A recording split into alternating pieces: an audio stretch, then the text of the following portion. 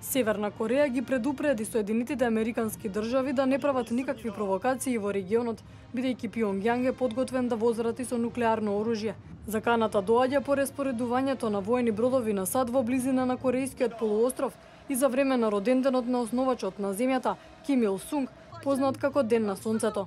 Доколку САД не предизвикува, нашата револуционерна сила веднаш ќе возврати со напад со нашето нуклеарно оружје.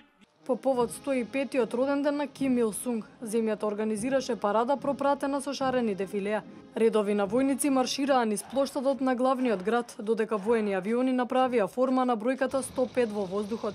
Претходно од Вашингтон изразија загриженост поради сателитски снимки на кои се гледа активност на полигонот за нуклеарни тестови, при што се подигнаа сомнежите дека Пјонгјанг можеби би направил нуклеарна проба токму на денот на прославата.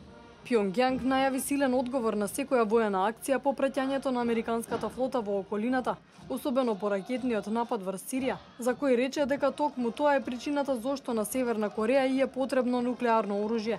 Северна Кореја годинава тестираше неколку ракети, од кои последната на 5 април, а петтата нуклеарна проба ја изведе во септември минатата година.